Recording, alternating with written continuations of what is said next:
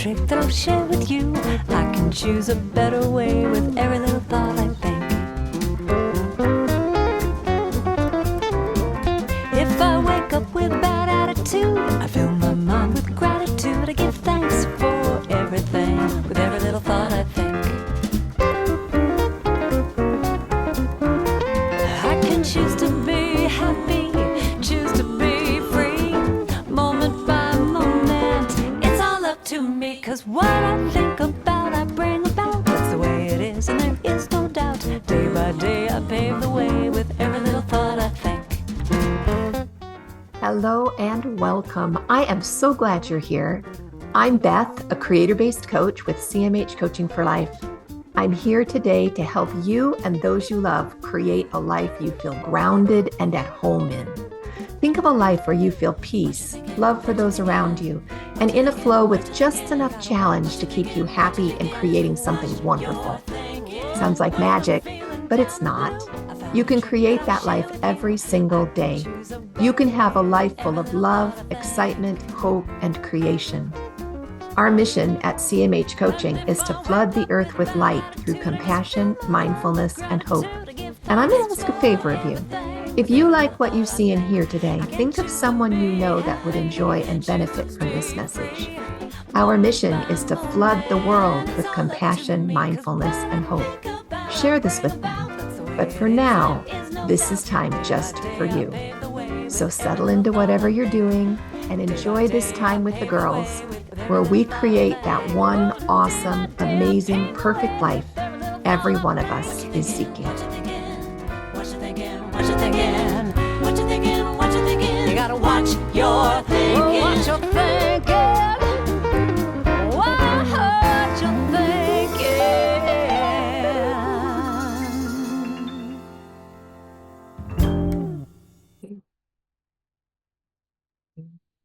Welcome to A Creator-Based Life, the podcast for creator-based coaching, also known as CMH Coaching for Life.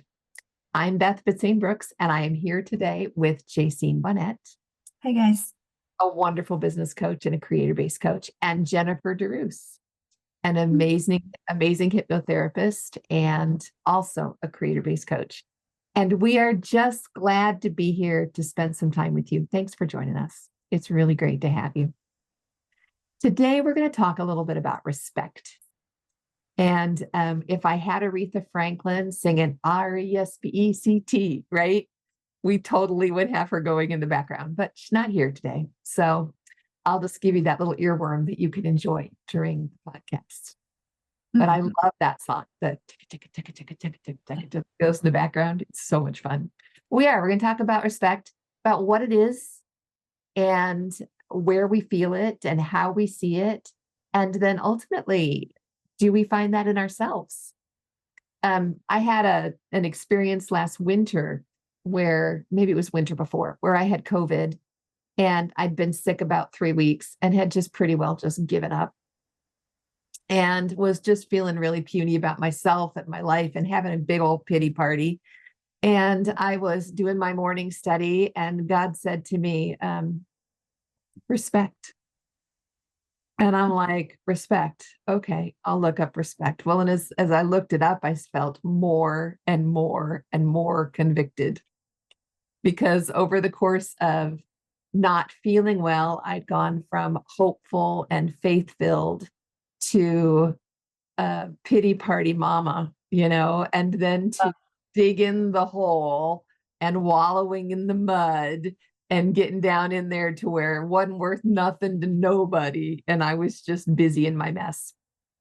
And just being in his word in that morning and studying and having that one word come to me, I learned a whole bunch of new stuff about self-respect and about respect in general. So y'all, when you think of respect, what's it mean to you?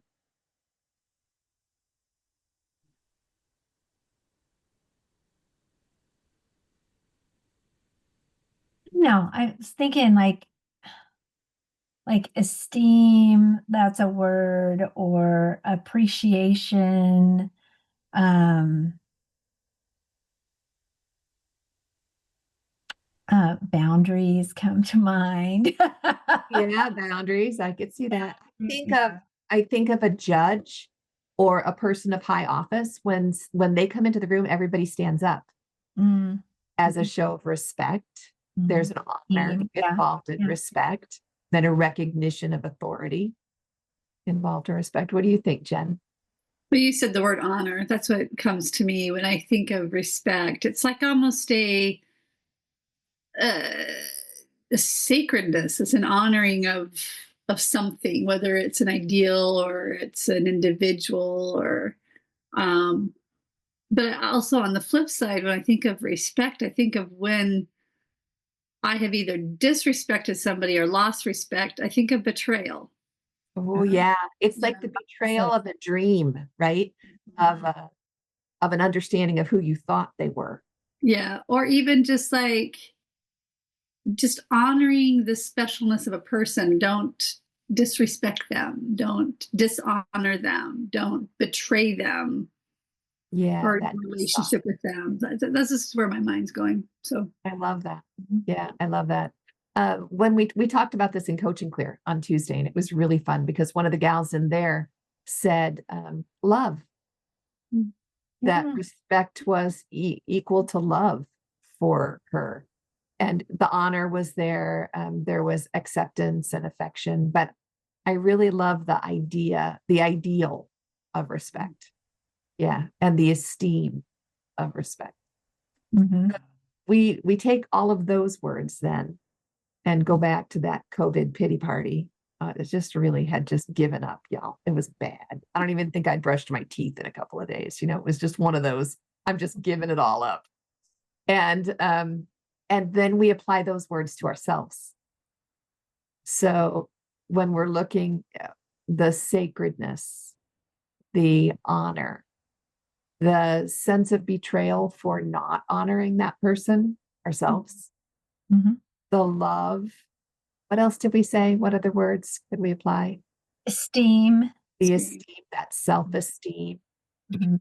all those things for ourselves.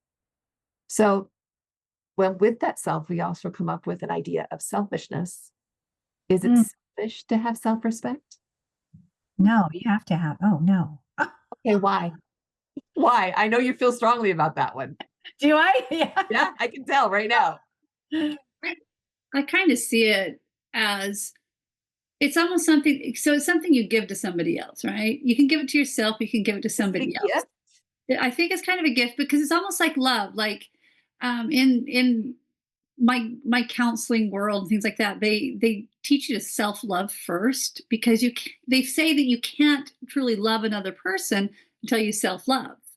Mhm. It's not like genuine You or don't have love in you to give to someone yeah, else if you don't have it for yourself. It's words yeah. for You need to love yourself first before you can love others. I kind of think respect's kind of the same way, especially when you said that one woman said love. So it's like if I respect myself, I kind of have the understanding of how to respect others. So Yeah. Yeah. yeah, You look at the golden rule, you right? can Do look at unto it others differently. as you would have them do unto you, the golden rule. But if you don't care about yourself and respect yourself, how can you do unto others? Mhm. Because you don't have it in there for yourself. If you're saying mean things to yourself, it's going to be easier for you to say mean things to others. Yeah. Yeah. Because our world really is colored by what's inside of our heart and our head. At least That's that's the how way I we see it. see it. Yeah. Mhm. Yeah. Well, I got a couple quotes. Jacine, do you want to share anything before I give these quotes? Yeah, I was just thinking about growing up in a home where my mom didn't really have a lot of self-respect or self yeah, she didn't like herself. You know, she suffered from depression. She didn't like herself. And growing up in that kind of environment for me as a child, it made me really angry and frustrated because even though as a child I would tell my mom, "Mom, you're so pretty," or "Mom, you're so," you know, Yeah. just trying to help her see that she had value and um you know, without that self-respect, it got to the point, and that's part of depression too, where she just didn't care. Like you said, I didn't brush my teeth. She I just just didn't care. I was yeah, just so in the middle of my pity party. Yeah. yeah. And that was hard to watch as a child. And I think it's very important and maybe that's why I'm over the top on it. I know. It's one of the things I love about you is the force with which you express. That matters. Yeah. It matters, yeah, that it's not a selfish thing. It's important that you respect yourself, and respecting myself, I think about some different areas in respecting myself. Um, I'm not gonna go out and dress skanky. I'm just not, because this is my body, this is my temple, and I respect myself enough, even though the world tells me I gotta, wear this low cut thing or do this or wear this Or the short, big slit. The slit whatever. kills Yeah. me. Yeah. Whatever it is, that's not me. And I have enough respect for myself to go into places, parties that are for a big corporation where I'm respecting myself. And but I'm also not looking at others and judging them, but I feel confident because I'm respecting myself. And it doesn't matter what other people are saying or doing, but I think if you respect yourself, others will respect you. Like you have to respect yourself And if for they don't others to respect respect you, you. it doesn't really matter so much to you No, no. I mean, because it's you respect you. right, right. I Yeah. think there's a level of integrity that goes along with the respect. Because, I mean, like because your values are very different than other people's values. I mean, like mine are too, So, like, what is respectful to one person may not be respectful to another. Because if you think about us as women and how we like to respect our bodies with our beliefs and coverings, it's in opposition to some Middle Eastern people. They're full coverings. And so it's even Yes. in opposition to the worldly view of like, let's wear lingerie to out in the public. It's like there's this like level of what your value system comes from, and I think you can tell when somebody respects their value system. It's that integrity, and so it's Mhm. like they're living very authentic to who they are, but you Mhm. can feel that. Carry themselves differently, right? You can Yeah. see it in them. Yeah. Yeah.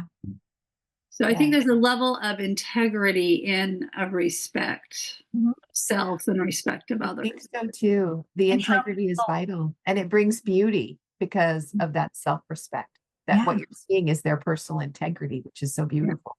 and how people speak to you. And if I for me to respect myself, I speak kindly towards others and with others. And even though my mom did that, because she had low self-esteem and low self-respect, uh, the way people talked to her, I was just, even as a child, appalled. She's just this kind, sweet person, but people would Mhm. like go off on her because she didn't have that self-respect. She didn't have the boundaries to say, "Hey, don't talk to me that way. Mhm. Yeah. That's Not not okay. okay. That's not Yeah. okay. I understand you're frustrated, but let's do a do-over and talk." Say that Yeah. say that a little in a nicer way, right? Yeah. But she just took it all and never had that, "No, that's not okay." Mhm. So, Yeah. And in a way, that's a disservice to the person speaking to you. true. Yeah. Yeah. As well as to yourself. Nobody wants to carry that kind of baggage around with them. Right. Just doesn't feel good. Well, let me share a couple of quotes with you. This one's from John Schiller, and these are old. He says, "Every man stamps his value on himself." That's just the first part of the quote. But at first time every man stamps his value on himself. All I could see is a giant price tag right here on the front of my shoulder, right? Every woman stamps her value on herself. The truth, the price we challenge for ourselves is given to us by others. Mm. Yeah. Man is great or little by his own will. So the premise, John Schiller, I put a price tag right here. And what I'm asking is what they're given. Mm. Every man stamps their, or every woman stamps her value on herself. The price we challenge for ourselves is given to us by others. It's just right there. Maybe it's right there on my face. Mm. It's great or little by my own will. Mm. What I'm asking, right? And so for me, I remember at that time when I had been so sick, that kick in the pants that I needed really did bring me back to, my gosh, I'm worth so much more than this. And I have so much more support. And I know so much more. And I have so many more responsibilities to the people that I truly love. You know, there's a lot more to me than that 2 days of not brushing my teeth and sitting in the mud pity party, right? This one was by Harold B. Lee, and he spoke it in 1973. So this is a long time ago. But he says, a lovely mother in a nearby community wrote this to me. I love America. I love my husband. I love my children. I love my God. And why is that possible? Because I truly love myself. Mm. And that's exactly what you were saying, right, Jacine? Yeah. If we don't have it, we can't give it. Yeah. It's Mm. also referred to as the cornerstone of all virtue, which is fascinating to me that so much goodness could come from self-respect. Boundaries, just like you said. Yeah. Mm. I got another couple if you want to hear them, or we can keep talking. Maybe Jen- as a child, Huh? that's maybe what I was missing is her full self, because she couldn't give her full self because she didn't have that self-respect. So maybe, I mean, I'm just throwing it out there. Maybe as a child, I sensed that, and maybe that's what made me angry. Yeah, you would be incensed because you knew she was made for more, Yeah, yeah. because Yeah. you knew you were made for more. And for She would goodness sake, tell she us was your that. mother. Yeah, so surely she was more than you were because she was your mom. Right. There's that betrayal that Jen was talking about. Hmm. Yeah. Interesting. Okay, here's another one. This is Samuel Smiles. Good last name, don't you think? Self-respect is and it's not a sentence, just so you know. Samuel Smiles. Okay, it's his last name. Self-respect is the noblest garment with which a man can clothe himself, the most elevating feeling with which the mind can be inspired. Mm. So if it's a cornerstone of virtue, it makes sense. It would be the noblest. It's the beginnings of all good things, right? Is the respect and the integrity and the goodness that we see in ourselves. But the real question that I wanted to talk about is, okay, but what about when we haven't brushed our teeth for 2 days and we're sitting there in the sweats and we're playing in the mud in our emotions? Then what? How do we go from there to self-respect? What do you guys do? I went and washed my face. If there's this great book, Girl, Wash Your Face. Yeah. I can't remember the author, but it was so popular, like 15 years. Rachel somebody. The Hollis, Yeah. is it Hollis? Yeah, Hollis. Rachel Hollis. Yeah, Girl, Wash Your Face. That's how I got started. I went and washed my face, scrubbed it good with the washcloth, scrubbed it like I was scrubbing off all of the yuck, the mud, the figurative mud anyway, and brushed my teeth. And it's remarkable how much better I felt. Girl, wash your face. I think also what you can do is just giving yourself the grace to be in that space. Mm. Like, you know, this is hard. This is It was hard. I was Yeah. really, yeah. but with that perspective of knowing that this is not where I'm always going to be. You know, because My question though is the perspective. So how do you get the perspective? you know, I don't know, because that is something that I've had to cultivate. Because Mhm. before I used to be like, oh, the sky has fallen down. It's not worth it. Right, There's no reason to carry on, you know, or it's like, right. but my perspective had to change. I guess I've just learned it over these years of like self work and everything, that you're just like, we're just in this for a little bit. It's like your 50-50 life. Yeah. And We're the in only the 50 constant is crust. change. Yeah. Knowing it's going to turn around. It can't stay here forever. It's going to turn around. So I don't know. Find truth. Find truth. Yeah. Whatever your truth is. And for me, my truth started with, I am a daughter of Heavenly Father. And that girl needs to wash her face. Yeah. But from there, it was remarkable because I could just, then I was going. I still wasn't well enough to be up and about, but just laying down and resting clean, Mm, huge shift, right? All of a sudden I had value. And it was just from claiming that and taking care of my body just a little bit. so subtleties, Mhm. right? Just a subtlety of washing your face, or I'm going to actually move to the couch instead of laying in my bed, or I'm going to get dressed, or I'm going to walk outside and breathe some fresh air, like it could be anything, but it doesn't have to be giant. I think is what you're saying, Beth. It's baby steps. Yeah.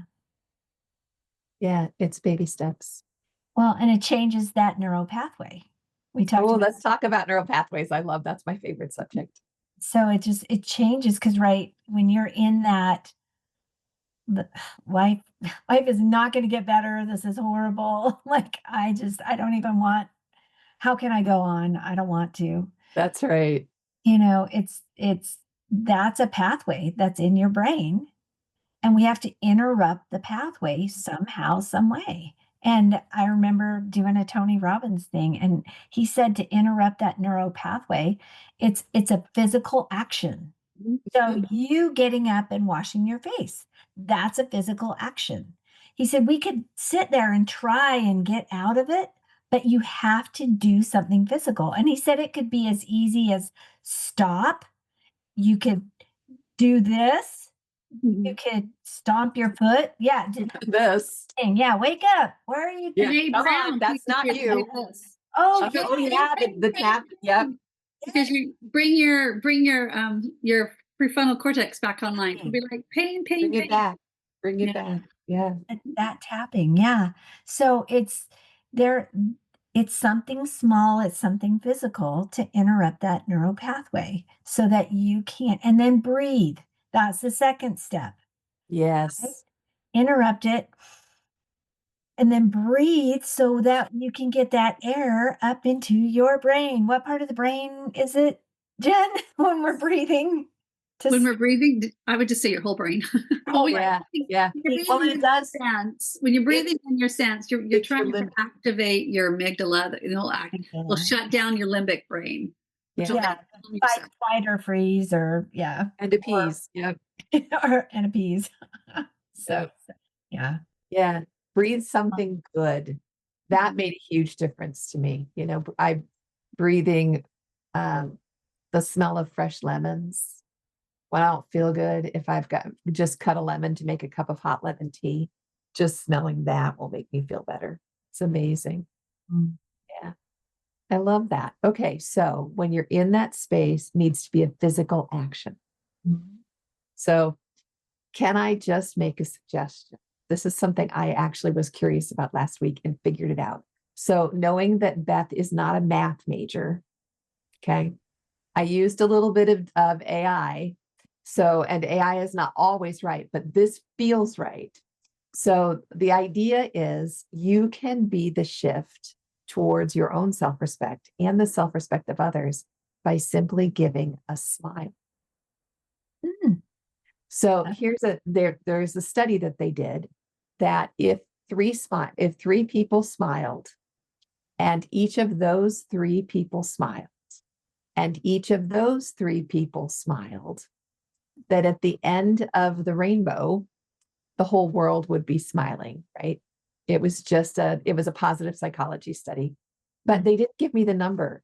I'm like, so you got to prove it to me. How many times would you have? I mean, there's 10 billion people in the world now. How many times would it take to go 8 billion or 10 billion people? What do you guys think?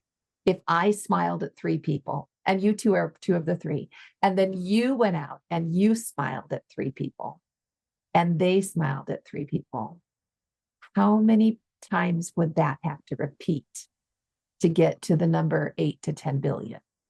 What do you think? No idea.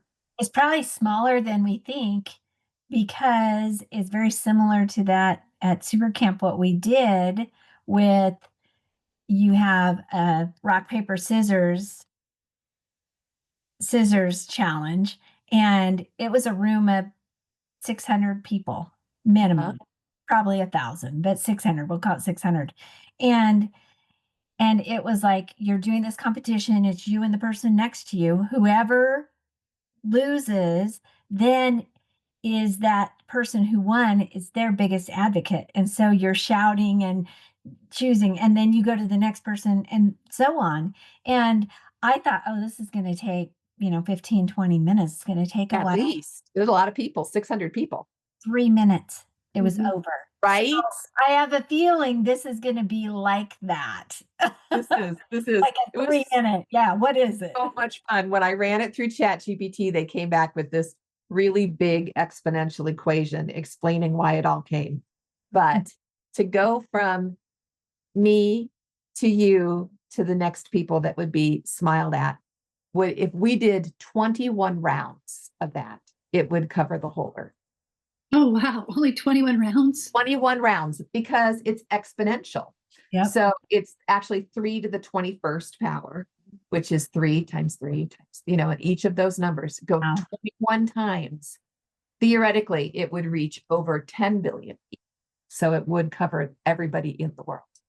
That's the Wow. power of a smile, which begins with the power of self-respect, some kind of purpose, some kind of reason to celebrate, to have joy, to wash your face.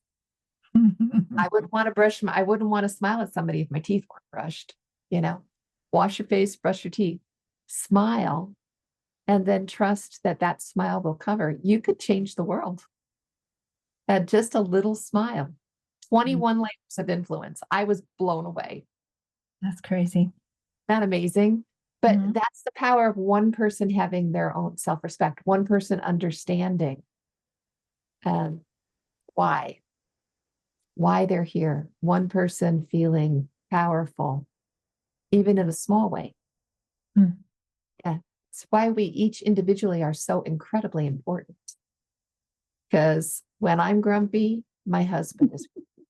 When my husband is grumpy, my kids are grumpy. Mhm. My kids are grumpy, their friends get grumpy. It's the same way, whether it's a smile or it's self-pity or feeling sorry for yourself, right? Yeah. The power of self-respect. So I put it into a meme. The meme will be on the 50/50 page, and it went out with the email. So if you guys got the email, you'll have it that you can share. I just couldn't believe 21 rounds, but each round gets so much bigger. Yeah. It's crazy how it can go from there to 8 to 10 billion in 21 times. So amazing. Power of smile. Yeah. Power of self-respect. So speaking of smiling, is there book club? Yeah, we're back at book club. What's going on? Look, yeah, happy fall, y'all. I should say happy fall. The Mindful Path to Self-Compassion. That is what we were Sounds lovely. Christopher Germer. Where self-respect starts. Where That's self-respect starts. self-compassion, where self-respect starts. Self-compassion. Yep. Christopher Germer is an amazing, amazing author. He's got the most soothing voice. He on Insight Timer, you can use that app for free. He has meditations that if you just put his name in the search box, you can get his meditations for free as well. And they're mindful self-compassion meditations, just taking good care of yourself. Yeah, on Insight Timer. They're wonderful.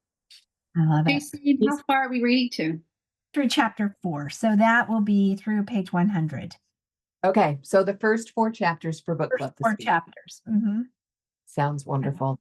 1:30 Central Time. And if you need the link for the book club, it's going to be on the 50/50 Girl page. Mhm. Okay, perfect. Perfect. So, Which is on Facebook. which is on Facebook. Yes. That's right. So this week, let's practice self-respect so that we can practice respect for others, so that we can practice self-compassion and all of the good things, so that somewhere in 21 rounds, we can affect the whole world. I love that. Yeah, so good. So good. So if y'all ever want some really great discussion, this all came out of Coach and Clear last Tuesday. And our Coach and Clear meets Tuesdays and Thursdays. You can come to one or to both. It's up to you. And we meet at 2:00 Central on Zoom. So if you're interested, all you got to do is go to cmhcoaching.com and click on the Coach and Clear. You can, there's even, if you go to cmh.com/coach, there's even a whole page and a video telling you what happens in Coach and Clear if you want to know more. But yeah, it is an amazing place. I should say one more thing. One of the things that really makes a difference in self-respect is hanging around with other people who have self-respect. That's one of the easiest ways. If you get with a group of people who care about themselves and care about a growth mindset, it's ever so much easier. So it's one of those things your mama always told you, the people you hang out with really matter. They do. Yeah. My mom used to say, your friends, if they went and jumped off the long end of a short pier, would you jump too? I know. Yeah.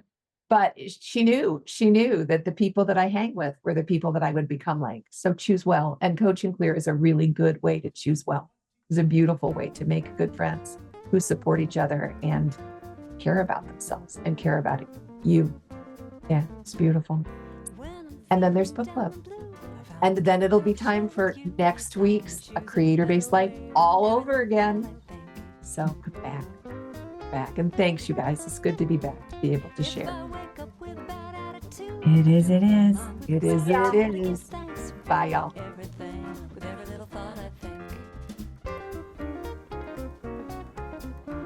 I can choose to be happy, choose to be free, moment by moment.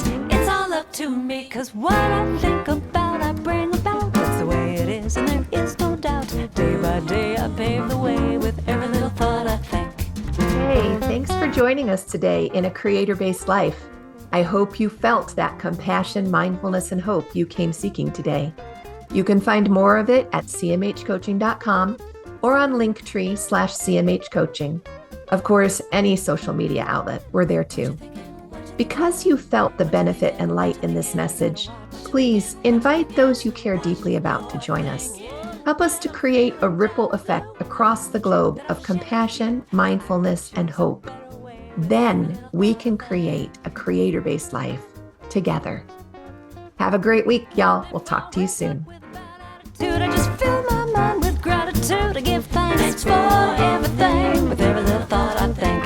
I can choose to be happy, choose to be free, moment by moment. It's all up to me, 'cause what